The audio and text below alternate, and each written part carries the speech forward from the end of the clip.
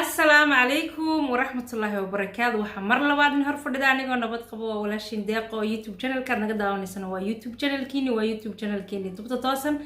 asxaabta inta hore nolol soo joogto waxaan leenahay aad iyo aad baad u mahadsantihiin inta nagu cusubna waxaan leenahay walaalani jecel iyo ku soo dhawaada maasha Allah meesha minankiini waay hays martiin inaan leeyahay waa mar kale iyo muuqaal cusub qof walba waxaan leeyahay maalintaada ha ku wacnaato xilligu videogan ku soo gaadhayna waxaan ku leeyahay haday ku tahay habeen wanaagsan haday maalin ku tahayna waxaan ku leeyahay maalin wanaagsan maanta iyo muuqaal cusub maanta waxaan kaga hadli doonaa muuqaal u soo jawaabay walaalkeen Khadar oo wada maqasheen marka waxa leeyahay horta laba qof oo isdagaalaysa hadaad aragtaan amba mid ay calooshu ka soo dhacday sidii horeba leenugu sheegay ilaa midka kale aad dhageysato ha xukumin Allah subhanahu wa ta'ala ba inagu ogaa labadan qof iyaga guri isku la noolaa iyaga labadoodu wada joogay inaga maanta dadkeenan social media ku jira ee raba labada qof ee calafkoogu kala dhamaaday inaan marna halka u cararno oo markuu kolba qofkii noo soo calaacala ayay Soomaalidu iska raacaysaa kolba midkii halka indhaha noo soo masaxda ee inoo soo ooya bay Soomaalidu leeyihiin may waa laga qaldanaa marka wallahi horta arintan waa arin socotay muddo 2 sano ah marka waxa leeyahay horta bal Ilaahay insha Allah ha ka dhigo midii maanta halka ku danta halka ku yaani eekaata insha Allah marka aniga fahimo dhageysto waxa arkayaa inay tahay qof victim ah oo laga khaldan yahay oo cawrad ah oo yaani anoo kala amaanta oo intuu la soo qaawiyay social media la soo dhigay markaan dhageysto wiilka Khadar amba murtimaal aan dhageystana sidoo kale ay feel yaani waxa dareemaya ina isna laga khaldan yahay marka Allah subhanahu wa ta'ala baa labada qof og midkii khaldan iyo midkii kale Ilaahay baana labada qof xisaabin doona laakiin midda aan rabo inaan walaalkii Khadar maanta u sheego waxay tahay Khadar waxaan ku leeyahay maanta adiga yaani wanaaga iyo waxa lagu saari lahaa sharafta haddii aad gabadha markii ay soo hadashaba had aamusayso amba intood meesha soo fadhiistaad leedahay fahim xaaskaygiiba ay ahayd maantana waa gabadh aan kala tagnay oon kala dhamaanay marka khayr ayaan u rajaynayaa wax kasta iga soo tiraahda amba wax kasta ay fahima ku soo yaani ay ku soo mariso bartan YouTube-ka amba social media ay ku soo marisana waxa horlaan aniga ana dhabarka saaranaya fahima qalad male inaad tiraahdayd xitaa iyada aday qalad leedahay oo gabadha qaladkayga asturto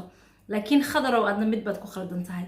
markii ay fahima soo hadasho amba dad kale ay social media wax soo dhigaan videoga anaga hadda maanta ma xukumi karno ma dhihi karno videogaas ma Khadar buu ka soo baxay meeshiisa mise fahima soo sheegtay oo soo dhigtay adiga maanta baaqa aad noo soo jeedisay ama aad rabtay inaad noo sheegto waxay ahayd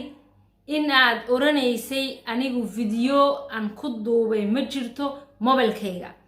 يعني waxa dhahday videogan aan duubi jirnay aba YouTube-ka waxaan soo galin jirnay mobile khaas ah oo guriga noo yaalay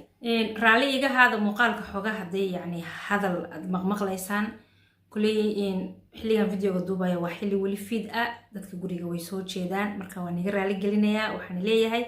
hadaad maqashaan sawt ama dad hadlaaya maanta halay dul qaato hana la igu qaato anoo ku soconaya yarka Khadar wuxuu dhahay maanta yaani inuu noo sheego rabay videoyada soo baxay inuu isagu shaqo u ku lahayn oo fahima haday run sheegayso ay sharciga la tiigsan karto maadaama ay joogaan wadan sharci leh oo la ogaan karo way qofku markuu mobilka iibsanayo magac buu ku iibsanayaa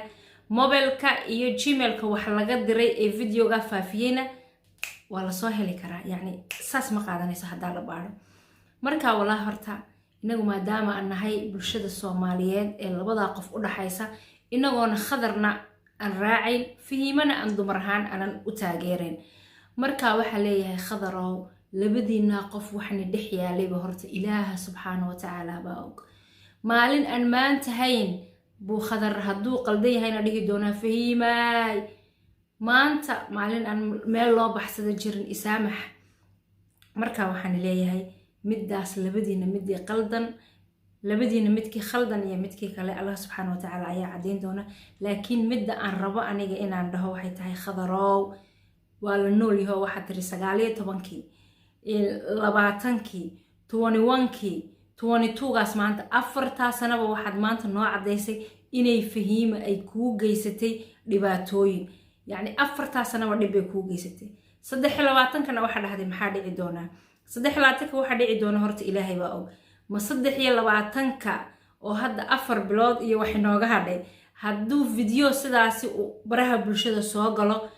waxa loo eedeyn doonaa amba videoga loo qabsan doonaa inuu ka imid qof kale oonan khadar ahayn hadda kadib video dambe oo fahiima leedahay hadduu soo fakado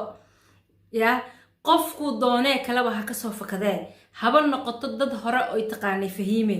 waxa loo cambaarayn doonaa dad kale loo raadinaa khadar video dambe oo soo baxa oo fahiima leedahay oo loo qabsan dooni ma jirto markaan anagu aqligii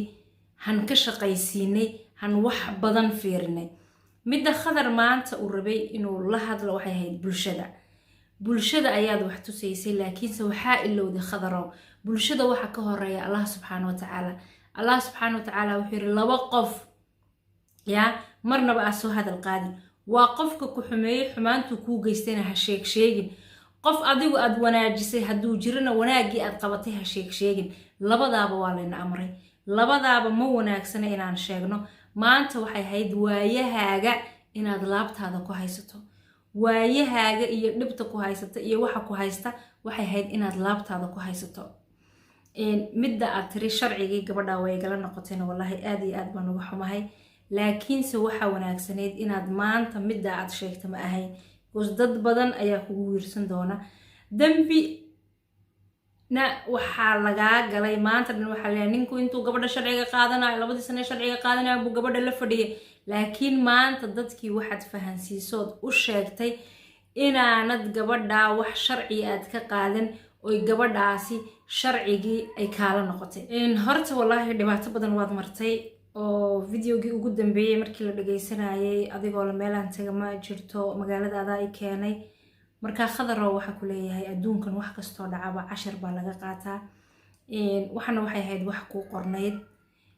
insha Allah jeeniya insha Allah nolol midan maanta aad aragtay mid ka qurux badan inaad heli doonto insha Allah please waxaan leeyahay qof kaste oo haddii jirto qof saddexaad oo labada qof yacni dab dhexdooda ka ridayna waxaan leeyahay Allah subhanahu wa ta'ala dartii labada qof ku amaan geliya gabadhaasna maskaxdeedu ha nasato wiilkaana maskaxdiisu ha nasto khadaro mar labaad iyo mar saddexaad waxa ku leeyahay aad iyo aad baan uga xunahay arrinta kugu dhacday laakiinse waxaan anagu maanta jeclaan lahayn waayaha iyo wax kastood noo sheegtayba inaad laabtaada ku haysato waayo waxaad noqon lahayd qof victim Allah subhanahu wa ta'ala haddaad arrintaada u dhiiban lahayd meesha maanta aad taagan tahay meel ka wanaagsan buu ku gaarsiin lahaa adiga laakiin midda qurahaata waa bulshadii wax kasta waxa leedahay bulshay arka anigu qof wanaagsan baan ahay family arka uma baahnid Soomaalidan iyo bulshadan inaad qanciso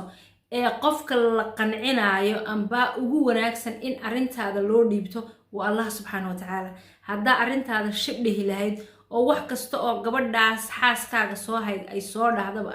shibdhihi lahayd oo maalmaha lagu arkeenod aamusi lahayd waxaan ku yiri waxaad haan lahayd qof bulshada sharaf ku leh gabadhii xaaskiisii ahayd inaanad yacni u soo jawaabin yacni wax badan baa khadar maanta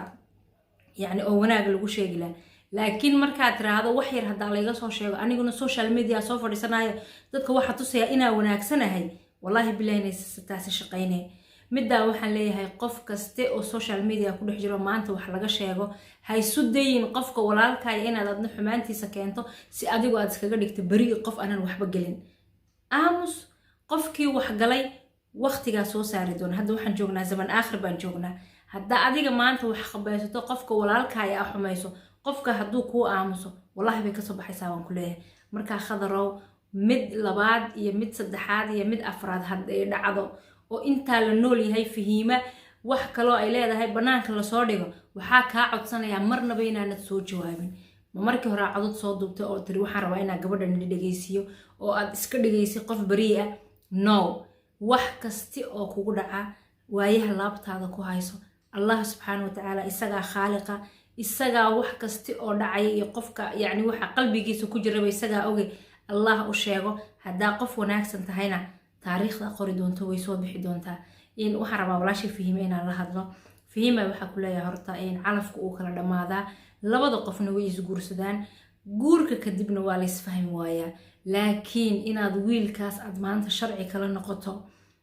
ya maanta wiilka markii aad kala tagteen eed isfahmi weydeen haddaad sharcigiisa iyo wax kasta oo wanaag oo labadiina qofni kala dhex maray haddaad wanaag dhanka wanaaga aad ka eegi lahayd maanta aad waxaad noqon lahayd qof aakhiradeed wax u yaalaano Allah subxaanahu wa ta'aala baa wanaaga aad wiilka u qabatay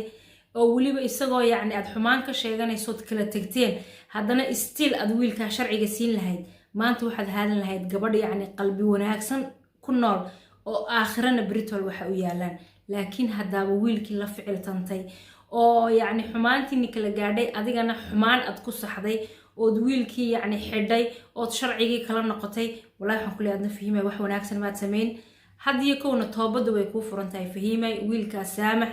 sharcigiina meel laga soo celiyay hadduu leeyahay wiilkaa sharcigiisii u soo celi dad walaalo muslimiinaad tihiin isna dhankiisa Allah subxaanahu wa ta'aala ha siiyo wanaaga u raadinayo adigana wanaaga isaga aad ka weyday mid wanaagaas aad ka hesho Allah subxaanahu wa ta'aala ha ku siiyo laakiin fahimay waxa ku leeyahay anoo ka baxay videoga qalad laguma saxo wixii kula taliyay ee ku dhahay wiilka aan maanta magaalada sharcina ku haysan ee adigu soo kaxaysay waxay ahayd inaad adigu maanta gobonimo ku dhimato oo wiilka sharcigiisana aad siiso oo wanaajiso bari kamaan ku xiisi lahaa wallahi billahi albaabkaaga hortiisa intuu soo qaraaco buu fahimo maahayna qof kale oo ka wanaagsan ma jiro u dhihi lahaa weligiin waxaan leeyahay qofkan videoga dhageysanayo weliga xumaan qof ku geystay xumaanaha ku sixin haddaa rabto qofka xumaanta kuu geystay inaad ka guulaysato ood ka qacan sarayso oo markuu ku arko intaa ka yaraado maanta kuu geystay waxa wanaagsan inaad wanaag ugu bedisho waayo qofkaas waa qof had ka badisaan ku leeyahay intaan videogeenan video xiga aan ku kulmi doono waxaan leeyahay inagoo nabada iyo anagoo nabada sideeni caadadeenoo ahayd han ku salina xabiibkeena allahumma salli ala sayyidina muhammad wa alaykum assalam wa rahmatullahi wa barakatuh videoga halkan aad soo gaadhay waxa ku leeyahay please subscribe noo saar haddaad hore noola sii joogteen like noo saar si videoga meel wanaagsan u gaadho walaashay fahimay waxa ku leeyahay adigana qalad baad gashay qalad laguma saxee wiilkaas intaad maanta caawin karto sharciga ku caawi adigana Allah subhanahu wa ta'ala ku caawin doona wa alaykum assalam wa rahmatullahi wa barakatuh